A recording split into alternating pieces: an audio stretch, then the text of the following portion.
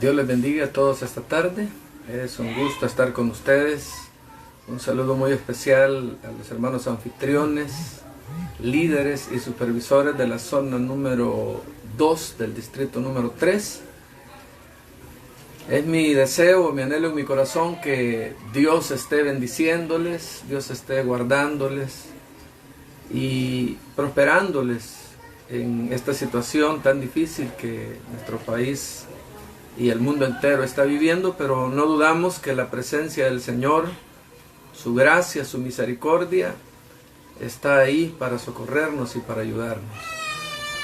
Así que sigamos adelante, fortalezcamos nuestra fe, sigamos tomados de la mano de Dios, que muy pronto, en un abrir y cerrar de ojos, Cristo volverá, la trompeta sonará y nos reuniremos con Él en el cielo y así estaremos para siempre con Él. Así que bienvenidos también a los hermanos, a los amigos, líderes, anfitriones, supervisores de Misión Cristiana Elín, hermanos de otras congregaciones. Es un gusto muy grande el que nos reunamos esta tarde y podamos disfrutar de la palabra del Señor. En esta ocasión quiero leer siempre en el capítulo número 13 del Evangelio de Marcos. Voy a leer únicamente unos cuantos versículos, pero usted busque en su Biblia el Evangelio de Marcos, capítulo número 13, verso 24 al 27. Entonces, abramos esa palabra maravillosa de nuestro Dios en el capítulo 13 de Marcos. Estamos al frente de este capítulo número 13 al desafío de analizar este gran evento, el evento culminante de la historia del mundo, y es el regreso de nuestro Señor Jesucristo a esta tierra. Ese es el evento en el que nos vamos a enfrentar. Ese es el desafío que vamos a tener esta tarde a la luz de la palabra del Señor. Y obviamente este es un evento que trasciende este texto que vamos a leer. Y por lo tanto, trataré de hacer lo posible de brindarles una mirada detallada de ese evento, de ese aspecto tan maravilloso, tan especial y tan esperado por todos aquellos que hemos sido lavados con la sangre preciosa del Cordero de Dios que quita el pecado del mundo. Entonces, este es un pasaje breve, 24, 25, 26, 27, 4 versículos del capítulo número 13 de la Biblia, pero es un tema muy sustancial. Dice la palabra del Señor que en aquellos días, después de esa tribulación, tanto el sol como la luna dejarán de brillar, las estrellas caerán del cielo y los otros cuerpos celestes serán sacudidos. Entonces verán al Hijo del Hombre venir en las nubes con gran poder y gloria. Él enviará a sus ángeles para que reúnan a sus elegidos de los 4 puntos cardinales, desde el extremo de la tierra hasta el extremo del cielo. Oramos al Señor, buen Dios y Padre que estás en los cielos. Agradecemos esta tarde el privilegio que nos das de leer tu palabra y meditar estos minutos en ella, Señor. Suplicamos la presencia de tu Espíritu Santo en nuestras vidas para que podamos comprender los secretos que tú has revelado a través de tu palabra a la vida de los seres humanos. Ayúdanos, Espíritu Santo, ilumínanos y permítenos depositar toda nuestra confianza en ti, Señor. En el nombre de Jesús de Nazaret te lo suplicamos. Amén, Señor, y amén. Vendrá en las nubes. Eso es lo que dice ahí la palabra del Señor. Entonces verán al Hijo del Hombre venir en las nubes. En otras palabras, ese es el tema. Vendrá en las nubes. Él vendrá en las nubes. Permítame hablar un poco del contexto de esta situación, aunque yo sé que los que han estado dándole seguimiento a estos estudios están al tanto de las cosas que suceden, pero para aquellos que hoy es primera vez que se unen a esta enseñanza, entonces quiero recordarles que es el jueves por la tarde, del jueves de la semana de la Pasión. El siguiente día, el día viernes, nuestro Señor será crucificado y el domingo va a resucitar de entre los muertos. Este día es el fin de su ministerio en la tierra. Aunque a pesar de ello, después de su resurrección pasó 40 días en la tierra en forma glorificada, dándole instrucciones precisas a sus discípulos. Este día es cuando Él está terminando su ministerio terrenal. Porque en los 40 días después de su resurrección, el Señor únicamente pasó ese tiempo viendo única y exclusivamente a los que creían en Él. A los que creían en Él es que les detalló cosas relacionadas con su reino, cosas que iban a suceder en un futuro lejano, porque después de 2000 años es un futuro muy lejano. Entonces el ministerio público de Jesús finaliza esa semana, específicamente finaliza ese miércoles que pasó durante todo el día en el templo, lo abandonó, dejó la ciudad y salió por la puerta oriental del templo para dirigirse al Monte de los Olivos, donde ahora, cuando se da este aspecto del capítulo número 13, está sentado junto con sus discípulos, los cuales están mirando hacia la ciudad de Jerusalén y deslumbrándose por la majestuosidad del templo, que era lo que más llamaba la atención desde la vista lejana de la ciudad de Jerusalén. Es ahí donde Jesús pronuncia juicio sobre esa ciudad al principio del capítulo número 13. Él dice en el versículo número 2 que de esa majestuosidad de templo no quedará piedra sobre piedra que no sea derribada. Y al referirse al templo, a ese edificio enorme que Herodes había estado construyendo por décadas, 8 décadas, durante casi 80 años, antes de que finalmente estuviese terminado, y que sería derribado unos pocos años antes de ser finalizado por completo. Y ya sabemos que esa historia ocurrió en el año 70 de nuestra era, cuando el emperador Tito llegaron y destruyeron el templo, los romanos, destruyeron Jerusalén, destruyeron el templo, destruyeron alrededor de 1000 ciudades y aldeas en Israel, asesinando judíos por toda la tierra en un holocausto general. Nuestro Señor está hablando de la destrucción del templo y del juicio de Dios que caerá sobre la nación de Israel, una nación apóstata, una nación incrédula. Y con eso en mente, los discípulos, principalmente Pedro, Santiago, Juan y Andrés, lo hacen a un costado, lo llevan aparte y le preguntan en el versículo número 4, ¿cuándo serán estas cosas? ¿Y qué señal habrá cuando todas estas cosas hayan de cumplirse? No solamente la destrucción de Jerusalén, no solamente la destrucción del templo, sino le están preguntando más allá de eso, ¿qué señal habrá de tu venida? Mateo dice claramente que eso fue lo que le preguntaron, ¿cuál será la señal del fin del siglo? Entonces, lo que realmente ellos están preguntando y quieren saber es, ahora que nosotros sabemos que tú eres el Mesías, que tú eres el Hijo de Dios, que tú eres el ungido de Jehová, que eres el Rey, que debemos adorar, entonces, ¿establecerás tu reino?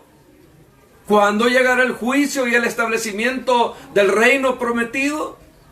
¿Lo establecerás ya? Esta es una esperanza que ha abrazado por mucho tiempo y ha estado literalmente en los corazones de todos los judíos por milenios. desde que Dios le hizo la promesa a Abraham, desde que Dios le hizo la promesa a David, y las promesas de Dios reiteradamente se las hizo a muchos profetas de la historia o a través de la historia que nosotros conocemos perfectamente y que el pueblo de Israel las conoce a cabalidad. Entonces, esa era una situación, era algo que latía en el corazón de las personas, que abrazaba el corazón de todos los judíos. Ellos se preguntaban cuándo llegará el reino mesiánico, cuándo el Señor será rey y gobernará con un reino de justicia y paz toda la tierra, cuándo va a recibir Jerusalén la bendición que Dios ha prometido, cuándo es que va a suceder todo esto. Los discípulos lo sabían a la perfección y ahora le dicen: tú que eres el Mesías y estás aquí con nosotros, entonces lo más seguro es que pronto será todo eso, porque tú ya estás aquí. Entonces ellos estaban a la expectativa de que las cosas se cumplieran a un corto plazo, quizás al día siguiente, después de haber sido proclamado rey. Pero no, eso era lo que ellos suponían. Eso era lo que ellos suponían en ese momento que estaban ahí. Pero nuestro Señor les contesta esa pregunta diciéndoles que habrá un largo periodo, un periodo considerable de historia antes de que su reino sea establecido. Y les dice de una manera clara: y no va a ser bueno. O sea, a pesar de ser un largo periodo, no va a ser mañana, ni pasado mañana, ni el próximo mes, ni el próximo año, sino que será un largo periodo, un periodo considerable de la historia. Va a ser muy grande ese periodo. Pero además de ser grande, de ser extenso ese periodo, de ser considerable, les dice: no será bueno. O sea, no habrá nada bueno en ese periodo. De hecho, en los versículos 5 al 13, se los dice que la historia de la humanidad va a continuar. Implica que no solo iban a ser semanas, no iban a ser solo meses, sino años, siglos. Y les dice el Señor: habrá mucho engaño, habrá mucha falsedad religiosa. Eso nos queda muy claro en el verso número 4, donde dice que vendrán muchos en su nombre, diciendo: yo soy el Cristo. Engañarán a muchos. Habrá muchos desastres, tales como guerras, también cataclismos naturales, como terremotos y hambrunas. Y estas cosas, les dice el Señor, solamente son el comienzo. O sea, ese es el comienzo de esta situación de las cuales yo les estoy hablando. Luego en los versículos 9 al 15 dice que los creyentes serán perseguidos, por lo que la historia de la humanidad iba a continuar, no iba a terminar unos días o los días sucesivos después de que ellos habían conocido a la perfección que Él era el Cristo. Pero Él les dice: será un tiempo difícil en el planeta Tierra. Y la vida de los seres humanos estará llena de mucho engaño. Esa será la característica del tiempo entre la muerte de Cristo y su resurrección y el establecimiento de la iglesia en esta tierra hasta el día de su venida. Será caracterizada por el engaño religioso.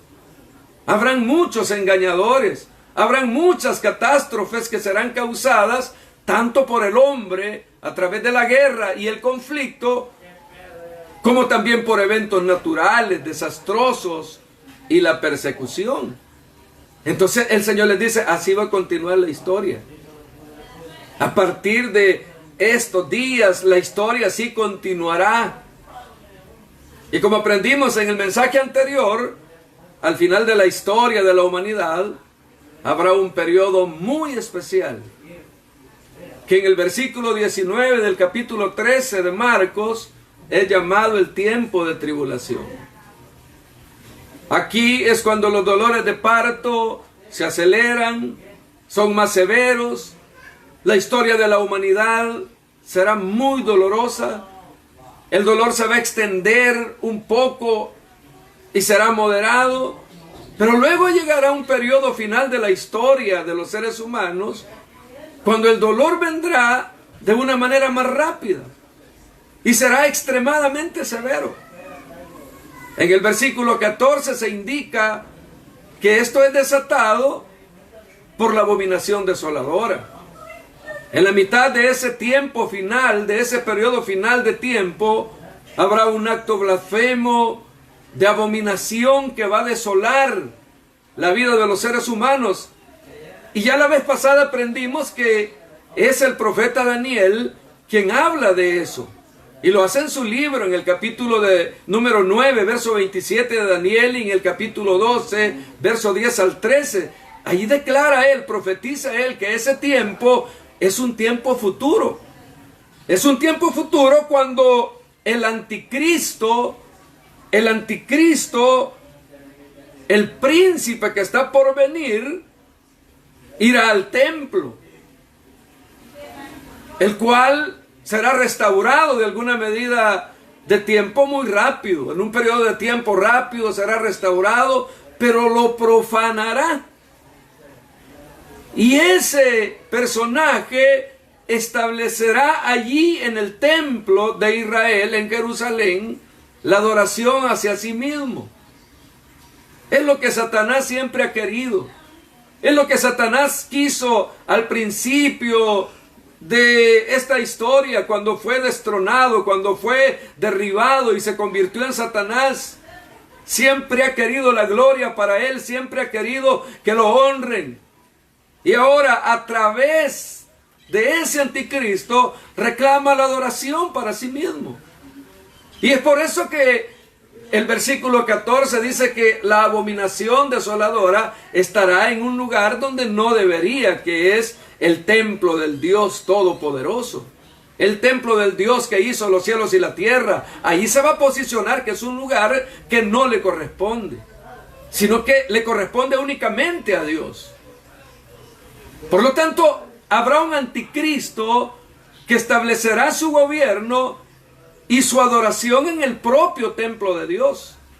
Y cuando eso suceda, es cuando se va a desatar la segunda mitad de esa tribulación, un periodo llamado la Gran Tribulación, un periodo cual no la ha habido jamás sobre la historia de la humanidad. Todas las cosas serán peor de lo que hemos visto a través de la historia de la humanidad. Por eso los que estén vivos en ese momento y lean estas cosas, dice el Señor, palabras de nuestro Señor Jesucristo, los que estén vivos en ese momento y lean estas cosas, o sea, que la abominación desoladora está en el lugar donde no debe estar, que el diablo está reclamando adoración en el lugar de Dios, entonces dice, huyan. Tan pronto como vean la abominación desoladora que está ocurriendo en el templo, deben huir a las montañas. No deben regresar a sus hogares para tomar nada. Deben orar que no suceda en invierno, en el día de reposo, o que estén embarazadas o criando niños, porque eso hará lenta la rapidez con que tienen que huir, con la que tienen que escapar, porque necesitan escapar de la fuerza mortal del anticristo. Necesitan huir de esa fuerza mortal que se va a desatar en esa hora cuando la abominación desoladora esté presente. Pero el Señor acortará el tiempo, lo va a reducir solamente a 3 años y medio, y aprendemos eso de Daniel y del libro de Apocalipsis. Ambos dicen lo mismo, es un periodo de 3 años y medio, 1260 días, 42 meses, y todas son referencias a ese periodo de 3 años y medio. Y es acortado para que no mueran todos. No mueran todos los seres humanos, todos los judíos en esta tierra. Para que pueda haber gente viva que vaya al reino cuando el Señor venga a establecer su reino milenial. Entonces, ahí culmina la historia. Y así llegamos al verso número 24, el cual dice, que es la porción que leímos al principio, dice, en aquellos días, después de esta tribulación, tanto el sol como la luna dejarán de brillar, las estrellas caerán del cielo y los otros cuerpos celestes serán sacudidos. Entonces verán venir al Hijo del Hombre en las nubes con gran poder y gloria. Es la gran culminación de la historia humana. Con el retorno de Cristo a esta tierra culmina la historia de los seres humanos en esta tierra. Y eso no es difícil de ver o de comprender, porque ese es un aspecto muy evidente en las Escrituras. Tiene mucha claridad. Más tarde, Jesús, después de su resurrección, enseña durante 40 días acerca de los eventos relacionados con el reino a sus discípulos. Y es así como en Hechos capítulo 1, verso 6, una vez más le preguntan si en ese momento va a restaurar el reino de Israel. Ya habían pasado unos 43 días, 45 días, desde la primera vez que le preguntaron. Habían visto cómo su maestro era apresado, cómo su maestro era latigado. Habían visto el sufrimiento, cómo lo crucificaron. Vieron su resurrección, anduvieron con él 40 días y quizás ellos pensaron que las cosas ahí iban a terminar, que solamente iba a ser ese tiempo. Y por eso es que ahora que están caminando a las orillas del mar, ellos le vuelven a preguntar si va a restaurar el reino a Israel. A lo cual Jesús les responde que no les toca a ellos saber los tiempos o las sazones que el Padre puso en su sola potestad. Y es allí en ese momento cuando fue llevado de la vista de ellos, de una manera literal. Ascendió a los cielos. Una nube le ocultó de sus ojos. Y aparecieron dos ángeles que les dijeron: varones galileos, ¿por qué estáis mirando al cielo? Ese mismo Jesús que ha sido tomado de vosotros al cielo, así vendrá como le habéis visto ir al cielo. Entonces ahí está la clave. Cuando Jesús venga, será del mismo modo en que se fue. Será de igual manera en que se fue. Será visible, será manifiesto. En las nubes ellos lo vieron, lo observaron, y de la misma manera volverá. En las nubes, manifiesto. No se andará ocultando de nadie. De hecho, Apocalipsis capítulo número 1, verso 7 dice que todo ojo le verá. Pablo, al escribirle en la segunda carta a los tesalonicenses, en el capítulo número 1, verso 5, también les dice que esto es demostración del justo juicio de Dios, para que seáis tenidos por dignos del reino de Dios, por el cual asimismo padecéis. Porque es justo delante de Dios pagar con tribulación a los que les atribulan, y a ustedes que son atribulados, darles reposo con nosotros, cuando se manifieste el Señor Jesús desde el cielo con los ángeles de su poder.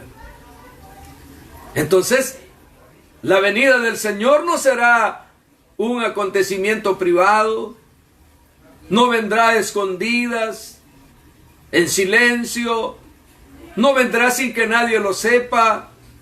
Y tal como lo dije la vez pasada, hay personas que piensan que Jesús vino cuando sucedió la destrucción de Jerusalén en el año 70. Ellos dicen que esa fue la segunda venida de Cristo. Hay muchos que así lo creen. Pero no hay manera en que ustedes puedan distorsionar la Escritura de tal modo que puedan llegar a esa conclusión, porque la Escritura no nos lo muestra de esa manera. El mundo sabe acerca de la primera llegada de Cristo. Conoce los elementos, conoce a Belén, el pesebre, los pastores, la estrella, Jesús, María, Herodes, los magos, los ángeles, porque fue una venida verdaderamente humilde. como un ser humano común y corriente. Y es una historia que está llena de sentimiento. Decir, ¿por qué lo despreciaron tanto? ¿Por qué no pudieron tener misericordia de una mujer que estaba encinta a punto de dar a luz? ¿Por qué no protegieron a María? ¿Por qué lo dejaron nacer en un pesebre donde solamente había animales, donde comían los animales? En un lugar humilde, creció en la humildad. Está muy llena de sentimientos la historia del nacimiento de Jesús. Pero ¿sabe una cosa? La segunda venida de Cristo será muy diferente. Será totalmente diferente, porque es una llegada importante, tanto como la primera. De hecho, es la culminación de su primera venida. Y a pesar de la urgencia y la importancia dominante del regreso de Jesucristo, parece que muchas personas ignoran que este es el evento más importante en la historia de la humanidad. Se le minimiza, se le confunde, se le relega como algo que no es prioridad para los cristianos, inclusive para nosotros como pastores, como predicadores de la verdad del Evangelio. A veces lo minimizamos. Y ya no se diga para los feligreses, para los miembros de la congregación. No estamos pensando, no estamos adaptando nuestra vida a esa espera, no estamos en constante apremio para esperar la venida del Señor. Pero la realidad es que necesitamos vivir con anticipación su llegada, ya que todo aquel que tiene esa esperanza en Jesucristo, dice la palabra del Señor, que se purifica a sí mismo. Se purifica a sí mismo, está anhelando su venida, está esperando su regreso, por eso se santifica a sí mismo, por eso le sirve con todo su corazón, por eso nada de lo que ocurre en el mundo le estorba ni aparta su mirada del autor y consumador de la salvación, porque le está esperando. Porque sabe que las cosas ya no tienen solución. Porque sabe que el único que puede dar la solución a los problemas de la humanidad se llama Jesucristo. Y Él vendrá en las nubes. Él pronto viene en las nubes por una iglesia pura, por una iglesia santa, sin mancha y sin arruga. Pero veamos la secuencia que nos da el texto. Es importante este texto porque nos da un evento descrito de una manera muy gráfica. Hay varias características del mismo y lo vamos a separar en algunos segmentos. En primer lugar, la secuencia. Si vemos un poco de la cronología de este texto, el versículo 24 habla de aquellos días. ¿Cuáles días? ¿A qué días se refiere? Bueno, se refiere a los días de la tribulación. Y especialmente a aquellos días de gran tribulación. Esos días de la abominación desoladora. Esos 3 años y medio que están descritos detalladamente en Apocalipsis desde el capítulo número 6 al verso 19. Esos días después de esa tribulación, de esa gran tribulación de 42 meses o 1260 días. Nosotros no sabemos exactamente cuándo. Ningún hombre sabe la hora o el día que va a acontecer esto, pero conocemos el periodo en general. Al final del libro de Daniel, él hace referencia a un periodo de 1290 días. Agrega 30 días más y entonces hace referencia a 1335 días. Esto puede verlo en el capítulo final, en los últimos versículos del libro de Daniel, de ese profeta maravilloso que Dios le reveló los aspectos del fin de los tiempos, del fin de la historia de la humanidad. Entonces se suman 75 días más.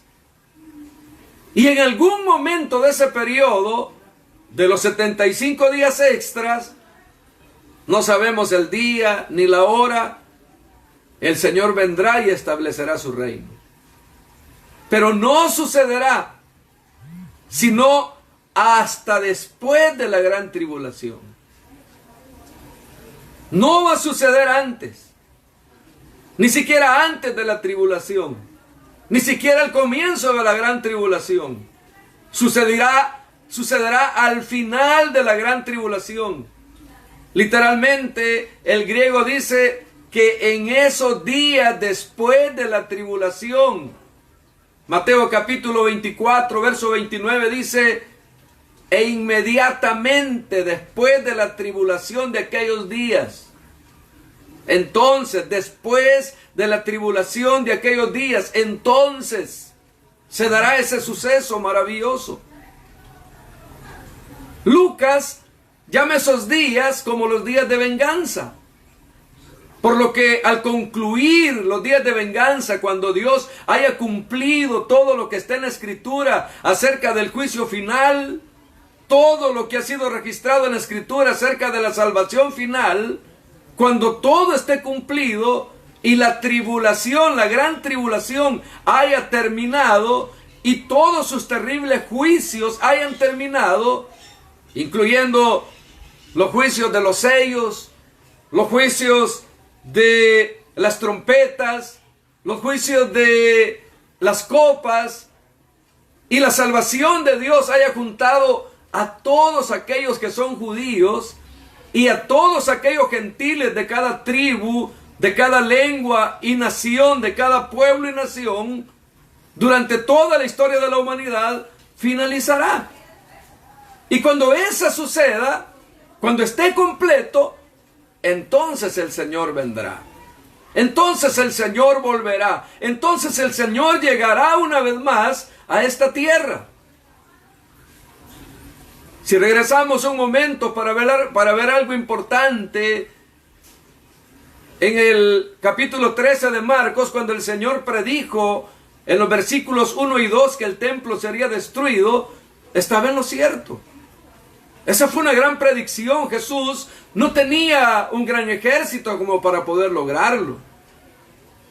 Cuando Jesús dijo que no quedaría una piedra sobre otra, no era algo que él podía hacer o podía lograr humanamente.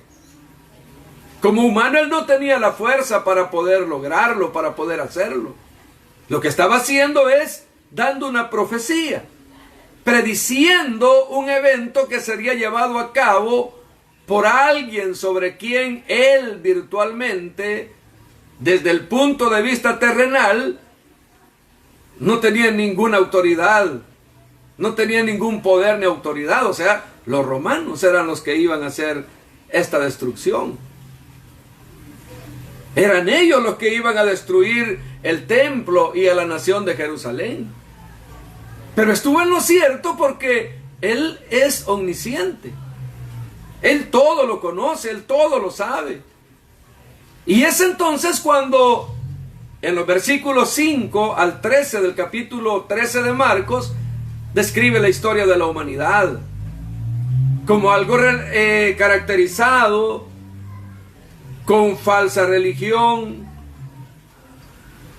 con catástrofes de todo tipo, con desastres implacables, con guerras, con persecución de creyentes. Y tiene razón. Así es exactamente como ustedes deben ver la historia de la humanidad. O sea, Jesús tenía razón. Eso es lo que ha ocurrido.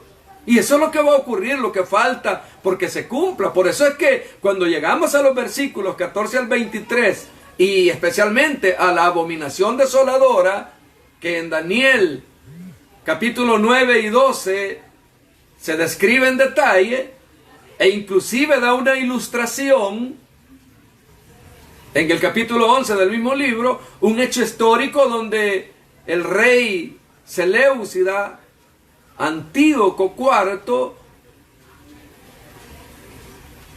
que se conocía también como Epífanes, virtualmente cumplió eso cuando estableció un altar a Zeus en el templo y profanó el lugar abominando a Dios.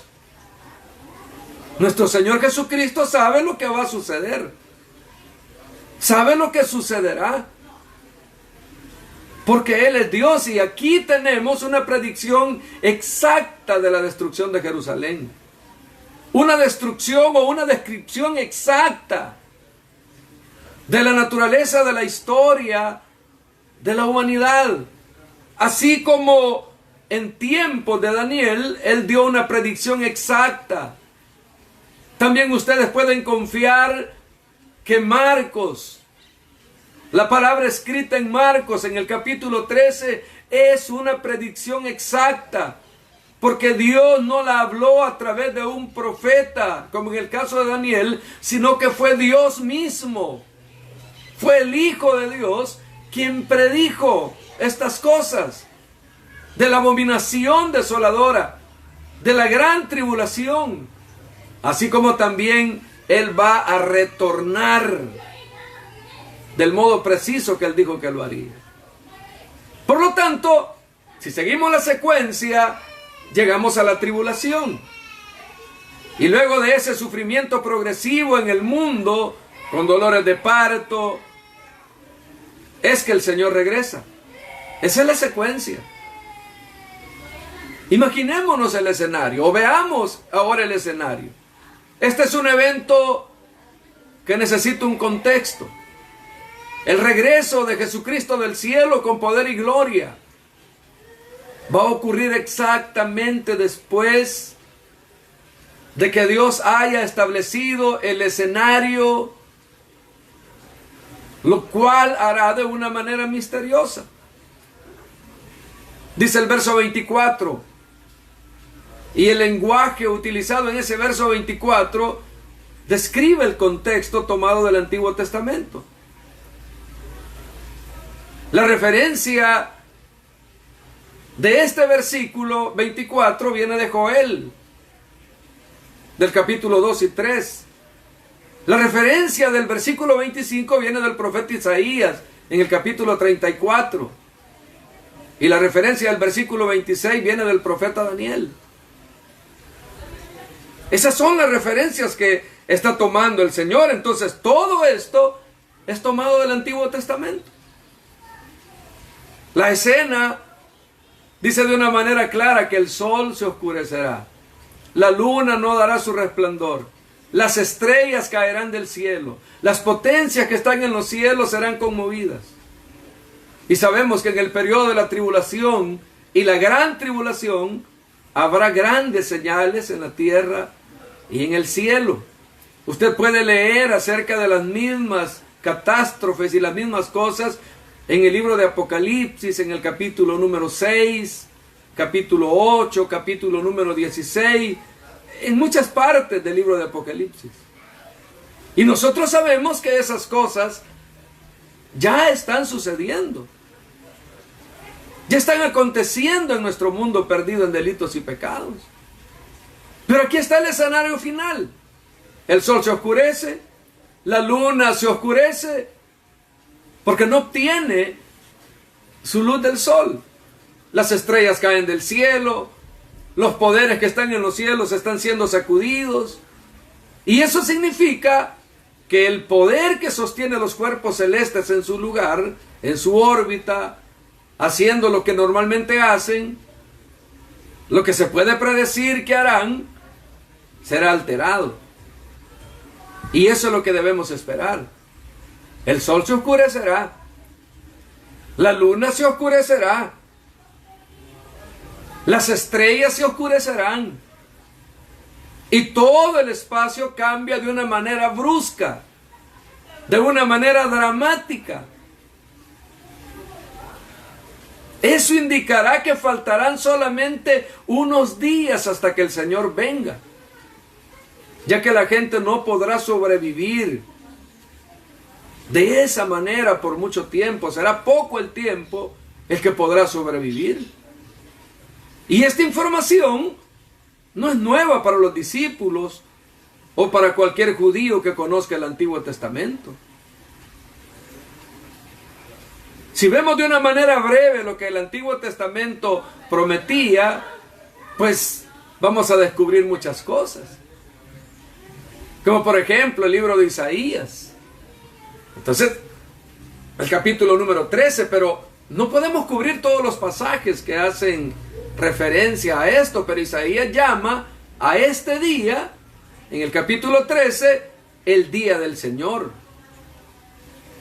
Un término que era utilizado con respecto al juicio de Dios. Y el final culminante del día del Señor está descrito en Isaías capítulo número 13, versos 6 al 16. Ahí usted lo puede buscar en su casa. Entonces el mundo entero caerá en ese increíble holocausto de conducta impía, bajo este indescriptible juicio de Dios. Un juicio terrible, tremendo. En el capítulo 24 de Isaías también el lenguaje es el mismo. Isaías escribió sobre esto y se repite nuevamente en el capítulo 34, verso 1 y 2. Joel escribió sobre esto, haciendo una mirada hacia la poderosa visita del juicio final de Dios. Incluso el profeta Ezequiel vio lo mismo. Y les estoy dando esto porque quiero que ustedes sepan que los discípulos que conocían las Escrituras y que sabían lo que las Escrituras dicen acerca del final, deben haber conocido todo esto. Deben haber conocido estos aspectos. Entonces, cuando vemos lo que los profetas predijeron, es algo que es análogo al libro de Apocalipsis y los eventos que ocurren al finalizar el tiempo de la tribulación. En los versículos 20 y 21, esto es lo que decía no solo Dios, que destruirá a medida que el sistema va colapsando, sino que los hombres también se matarán entre ellos. En otras palabras, se va a establecer el escenario para que Él sea revelado, para que podamos ver su venida. Ageo también nos entrega profecías esencialmente similares. Sofonías también predice lo mismo. Y dice la palabra de Dios que se establece el escenario. Se establece el escenario. Y lo que nuestro Señor dice aquí acerca del sol que se oscurece, y la luna que no da su resplandor, y las estrellas que caen del cielo, y las potencias que están en los cielos son sacudidas, es exactamente igual a lo que el Antiguo Testamento prometió acerca del gran día del Señor, cuando llegue el juicio final y el Señor establezca su gloria delante del mundo expectante y puede instaurar su reino en esta tierra. Entonces, otro segundo aspecto es la conmoción. Vemos la secuencia y algo del escenario de estos acontecimientos increíbles, pero ese aspecto de la conmoción. Leemos en los profetas como Isaías que los hombres tendrán miedo, que los hombres temblarán, estarán aterrados. De acuerdo al Evangelio de Lucas, en un relato análogo podemos ver que nuestro Señor dijo cuando estaba dando su mensaje en Lucas. Él lo dijo. Y si nuevamente regresamos al contexto, aquí podemos aprender que en medio de este escenario el mundo estará angustiado, estará lleno de ansiedad, estará lleno de angustia, estará lleno de terror. ¿Y quién no va a estar lleno de terror al ver que el sol se apaga, al ver que la luna se apaga, al ver que las estrellas se apagan, al ver que los elementos comienzan a caerse? Entonces, si ese es el acontecimiento, luego viene la confusión. Es el único lugar en el Nuevo Testamento donde se utiliza esta palabra, que significa confusión. Las personas no podrán comprender, no entenderán qué es lo que está pasando. No habrá burla, no habrá una explicación racional. Y en consecuencia, dice que los hombres desfallecerán por el temor y la expectación de las cosas que sobrevendrán a la tierra. Desfallecer, literalmente lo que significa es que morirán de miedo. Eso es morir, es expirar. Las personas estarán muertas de miedo. No solo por lo que está sucediendo, no solo por la oscuridad, no solo por los acontecimientos terribles de los juicios de Dios, sino que también estarán muriendo de temor por lo que va a suceder a continuación de esa secuencia mortal, con traumas emocionales que originarán, acelerarán la frecuencia cardíaca. Habrán cambios en la presión arterial, habrán paros cardíacos, morirán de paros cardíacos, y eso es conmoción. Eso es una conmoción generalizada. Pero cuando todo esté así, cuando todo esté oscuro, cuando todo esté terrible, cuando las personas ya no tengan esperanza, cuando el ser humano ya no tenga esperanza y ya no sepa qué es lo que va a suceder, que estén desfalleciendo de miedo, que estén falleciendo de terror, entonces aparece la señal. La señal que han estado preguntando los apóstoles, la señal que han estado preguntando los discípulos. Y eso es lo que nos trae de regreso a Marcos. Y el próximo punto que quiero tratar y resaltar es la señal. De acuerdo a Mateo capítulo 24, los discípulos preguntaron qué señal habría de su llegada, qué es lo que debían de esperar.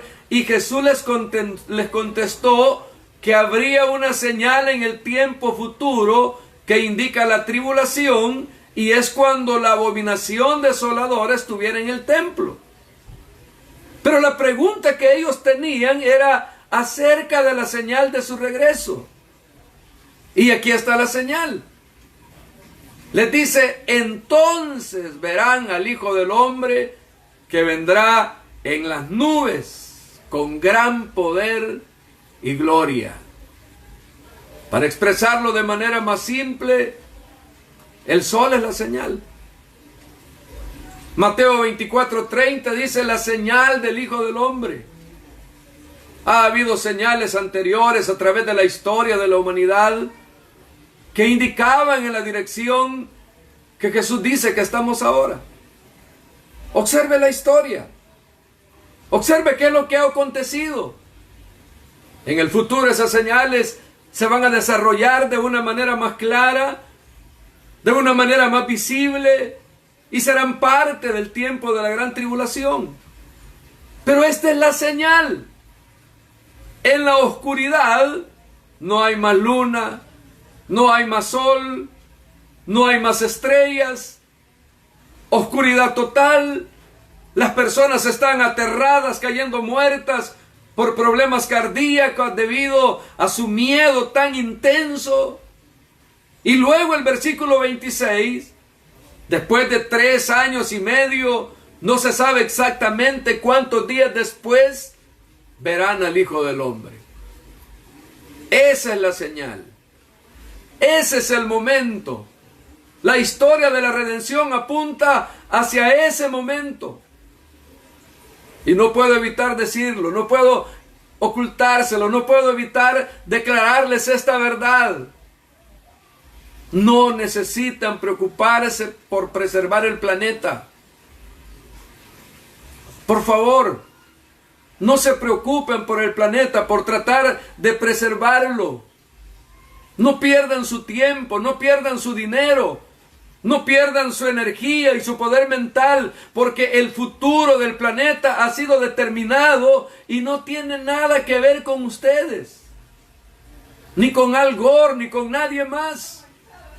Ha sido establecido por el Rey de Reyes y Señor de Señores.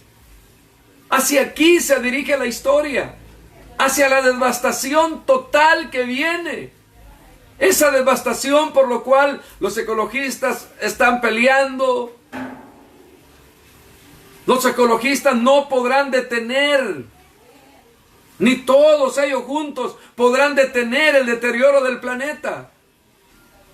Porque Él vino a morir, pero hoy viene a matar a sus enemigos. Desastres celestiales, no muy prolongados, el escenario final, el regreso de Cristo como el resplandor de un relámpago, cuando llegue, aparecerá. Ese evento glorioso que tanto hemos estado esperando, aparecerá. Muchos de los padres de la iglesia pensaban que la señal sería una cruz en llamas en un cielo completamente oscuro. Cirilo de Jerusalén, Crisóstomo y Orígenes, por ejemplo, hablaron de eso, que iba a ser una cruz la que aparecería en el cielo. Pero la señal no es una cruz, ni es un resplandor. La señal es el Hijo del Hombre, el Cordero de Dios, el Cristo de la gloria, que aparece con gran poder y gran gloria en las nubes. Por cierto, la Nueva Jerusalén, la ciudad capital del cielo, no tiene luces. Porque Jesús, el Cordero de Dios, es la luz de esa ciudad.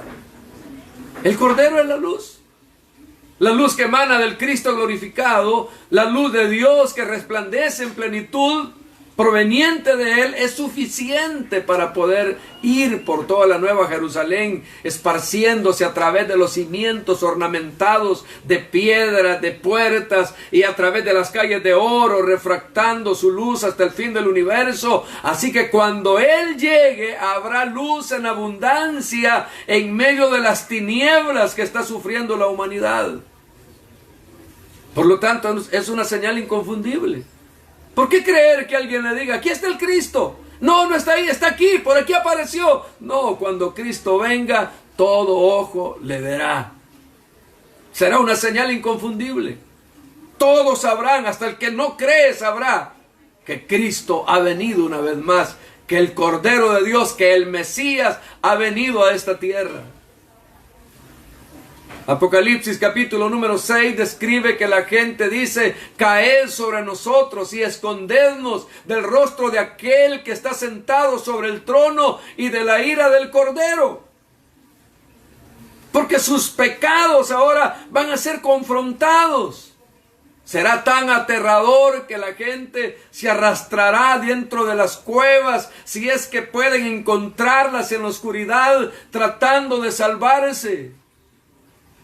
Pero también en el verso 26 de Marcos nos habla de esa visión increíble que Daniel detalla en el capítulo número 7, verso 13 y 14, una visión tan importante porque ahí vemos a Cristo ocupar su reino.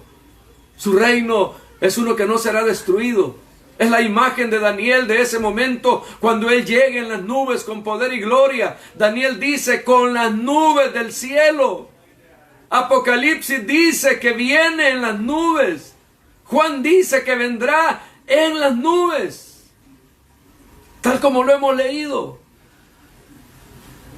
Lucas dice que Él viene en una nube y Mateo dice que Él viene en las nubes.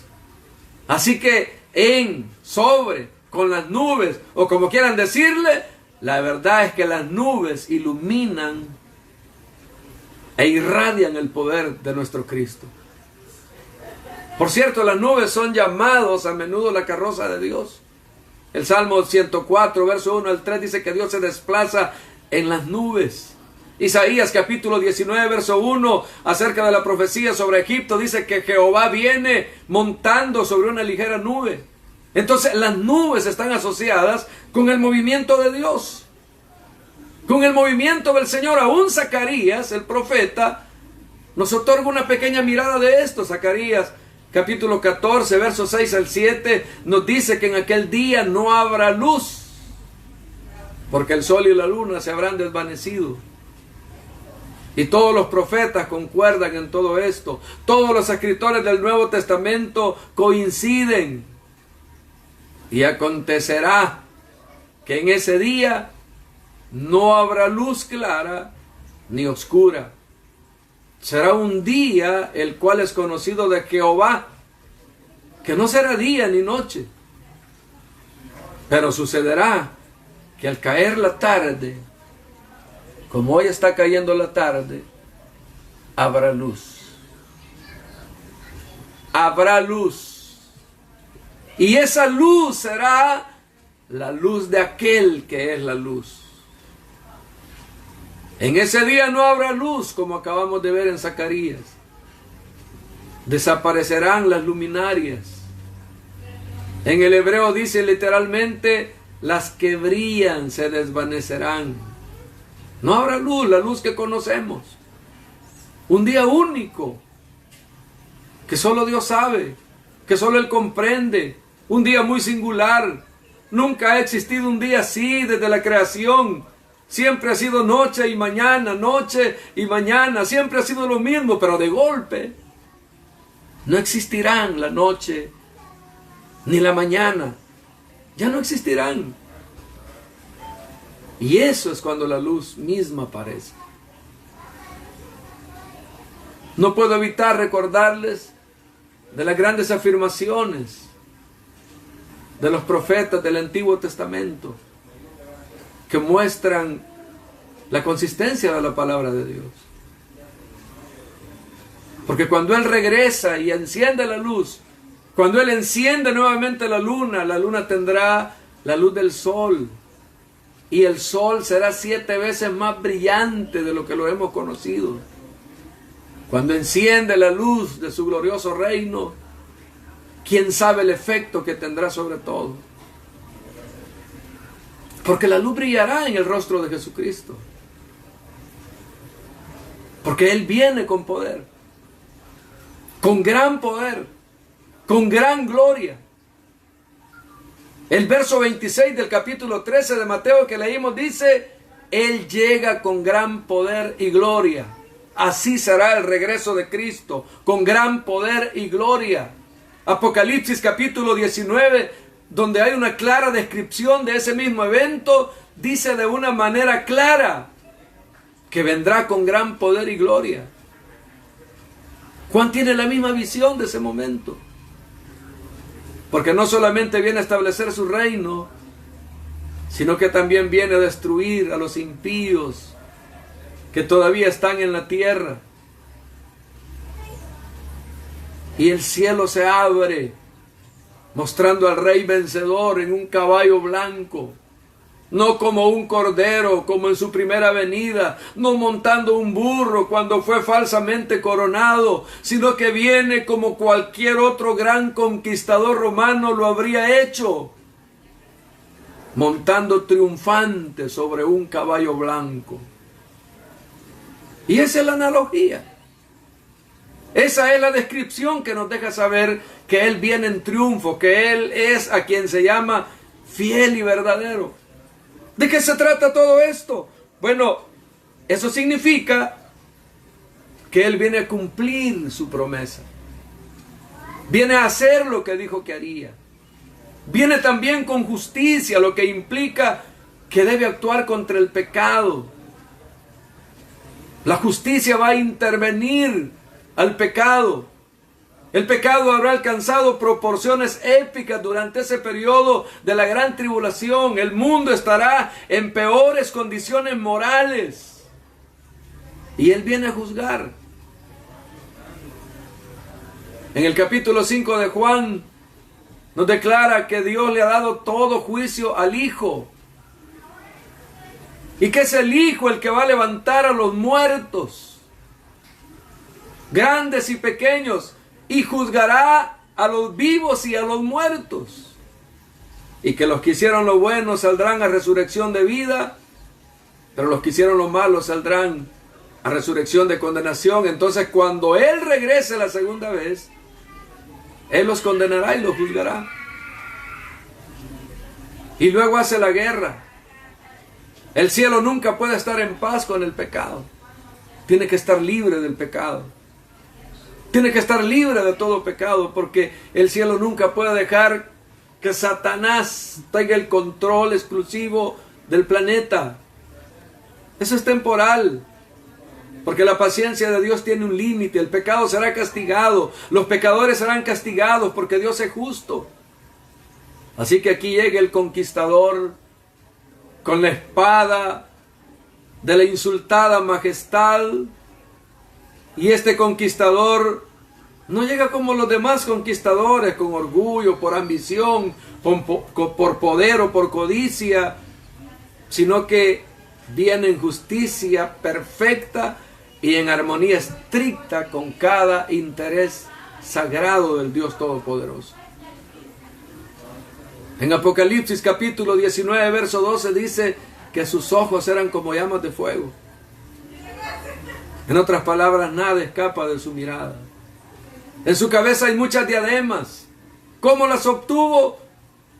Bueno, de acuerdo a Apocalipsis capítulo 17, Él las ha adquirido a través del poder de todo el mundo. Porque Él es el Rey de reyes y Señor de señores. Ya no quedan otros gobernantes. Ya no hay más gobernantes en el mundo. Él es el único y por lo tanto Él va a usar todas las coronas. Y Él tiene un nombre, el cual nadie sabe excepto Él mismo. Muchas personas han preguntado sobre cuál es ese nombre. Yo no tengo ni la más remota idea de cuál será. Pero solo se dice eso. En la Biblia se nos dan muchos nombres de Cristo, pero existe otro nombre que es superlativo, que es final, que es perfecto, el cual no conocemos. El verso 13 del capítulo 19 de Apocalipsis dice que el que estaba vestido de ropa teñida en sangre, porque esta no era su primera batalla, esta no es su primer guerra, es la sangre de sus enemigos que mancha su ropa, que manchó esa ropa blanca. Según de Tesalonicenses dice que cuando venga habrá un baño de sangre. Dice que impartirá justicia a aquellos que no conocen a Dios y que no obedecen el evangelio de nuestro Señor Jesucristo. Pagarán con la destrucción eterna, alejados de la presencia de Dios y de la gloria de su poder, cuando Él venga para ser glorificado en sus santos. Su nombre es la palabra de Dios. Dios no puede ser separado de su palabra. Su nombre y su palabra son engrandecidos sobre todas las cosas. Y esa es la perfecta representación del Hijo, el Hijo de Dios. Él es la manifestación completa, la revelación completa de Dios. Es Dios dado a conocer a los seres humanos. Él no está solo. Los ejércitos que están en los cielos, vestidos de lino finísimo, blanco y limpio, los seguían en caballos blancos. ¿Quién está en el cielo? ¿Quiénes son estos que vienen con Él? Bueno, allí los que vienen con Él están los ángeles. Mateo 25:31 dice que viene con sus ángeles. De acuerdo a Judas, versos 14 y 15, habla de los santos del Antiguo Testamento, están ahí con Él. Los santos de la gran tribulación están ahí con Él. Aquellos que murieron literalmente como mártires durante el tiempo de la tribulación y que fueron llevados al cielo, estarán ahí con Él, vendrán con Él. La iglesia de todos los tiempos, desde la primera predicación de Pedro hasta el rapto, vendrá con Él, ahí estará con Él. Yo creo que la iglesia estará ahí, vendrá con Él. La iglesia puede ser aquella que describe con los otros creyentes en Apocalipsis 19, verso 8, quienes están vestidos de lino, lino limpio y resplandeciente, porque el lino fino es las acciones justas de los santos. Entonces, estos son todos los santos. No son ángeles, son santos, es la iglesia del Señor, por lo que nosotros hacemos parte de que los acompañamos. Acompañamos la venida del Señor. ¿Viene con sus ángeles? Absolutamente así es. La Escritura es clara al decir que Él viene con sus ángeles. Eso es lo que dice la palabra de Dios. ¿Por qué razón? Porque viene a gobernar, viene a establecer su reino y a gobernar. De modo que los creyentes, los santos que están en el cielo, muchos de los cuales fueron martirizados, vienen con Él a reinar en ese reino glorioso. Él establecerá su reinado cuando venga, cuando aparezca en las nubes. La ira de Dios a través de Él, que es el ejecutor del juicio de Dios, aplastará a todos los impíos como si fueran uvas. Su boca tiene una espada aguda y eso simboliza el poder mortal de su palabra. Su palabra en la actualidad salva, pero su palabra en ese día, en ese gran día del Señor, matará a los inconversos y a los enemigos de Dios. Porque así como puede dar vida, puede matar, puede dar la muerte. Isaías capítulo 11, verso 4 dijo: y herirá la tierra, la herirá con el espíritu de su boca y el espíritu de sus labios, matará al impío, destruirá las naciones y luego establecerá su reino. Luego establecerá ese reino glorioso que hemos estado esperando. En su vestidura, en su muslo, hay un cartel, según lo dice Apocalipsis 19:16, donde tiene escrito este nombre: Rey de Reyes y Señor de Señores, porque Él es el único soberano ahora. Él es el único monarca del mundo, que continúa, ustedes lo saben, una masacre muy grande. Los versículos 17 al 19 describen la matanza. En ese momento llegarán las aves, comerán carne de reyes, de capitanes, carne de fuertes, carne de caballo, de sus jinetes, carne de todos, libres, esclavos, pequeños y grandes. Será una situación absolutamente desastrosa en la tierra. Y la matanza que habrá será comida para aves de rapiña.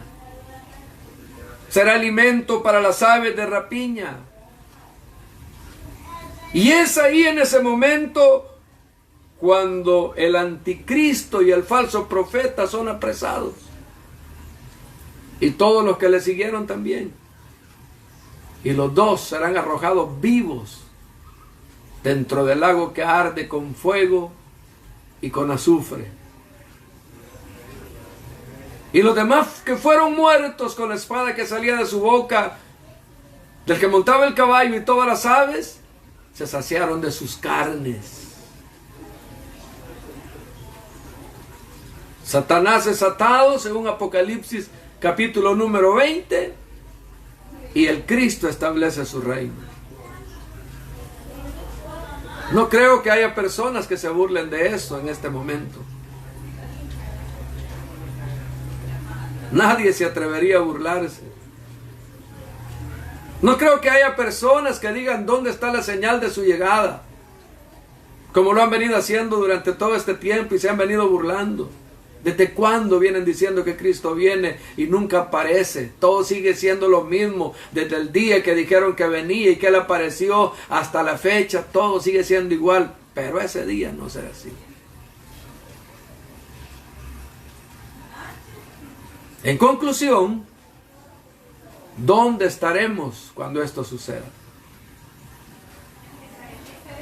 Como lo he dicho antes, la iglesia será raptada al comienzo de la semana 70.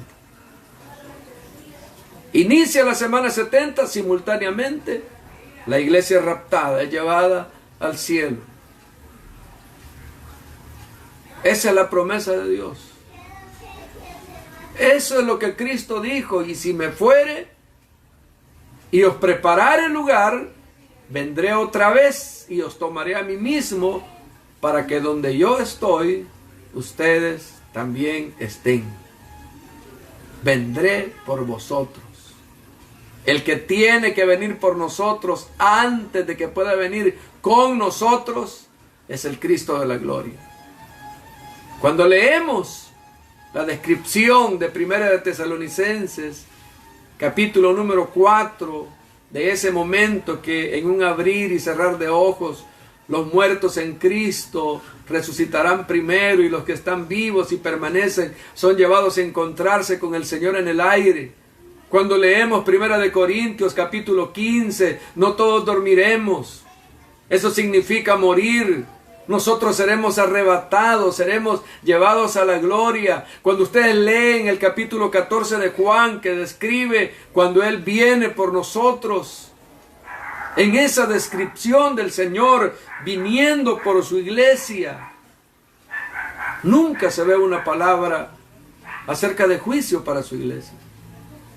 Porque se reunirá la iglesia en el cielo, estará con Él, es la esposa del Cordero. Tenemos que ir a las bodas, somos su esposa. Y no dejará a su esposa abandonada allá en el cielo, sino que regresará con Él. Y será un evento inigualable. Será un evento maravilloso. Hemos visto la secuencia. Hemos visto el contexto. Hemos visto la conmoción. Hemos visto la señal. Miremos a los santos, dice Marcos capítulo 13, verso 27, y entonces enviará a sus ángeles y juntará a sus escogidos de los 4 vientos, de los 4 puntos cardinales, desde el extremo de la tierra hasta el extremo del cielo. Lucas dice: cuando estas cosas comiencen a suceder, erguíos y levantad vuestras cabezas, porque vuestra redención está cerca. Cristo viene pronto. Cristo viene pronto. Viene en las nubes. Pronto volverá por su iglesia. Usted, si ha sido lavado con la sangre de Cristo, no pasará la gran tribulación ni la tribulación. Porque si usted ha sido lavado con la sangre del Cordero, será arrebatado para poder asistir a las bodas del Cordero que se realizarán en el cielo. Cristo viene y su galardón con Él. Oramos. Padre, te doy gracias porque tus promesas las cumples. Tu venida está próxima a suceder. Muy pronto esa trompeta sonará y los muertos en Cristo resucitarán primero. Muy pronto nos llamarás a estar contigo y a reunirnos en las nubes. Seremos transformados. Iremos a esa fiesta, a esa gran cena preparada en el cielo, Señor. Ayúdanos a permanecer fieles y a seguir cumpliendo tu propósito en esta tierra, para que los que no te conocen puedan conocerte. Y usted, querido amigo, que no le ha entregado su vida a Cristo, hoy es un buen momento para que se rinda a Él. Pídale perdón de sus pecados. Dígale: Señor, perdona mis pecados, porque yo sé que tú eres el Cristo. Sé que eres Dios y que moriste por mí en la cruz del Calvario. Lávame con tu sangre y recíbeme como uno de tus hijos. Si usted se acerca a Jesús, Él no le va a echar fuera y perdonará sus pecados y le dará una nueva vida. Dios les bendiga a todos.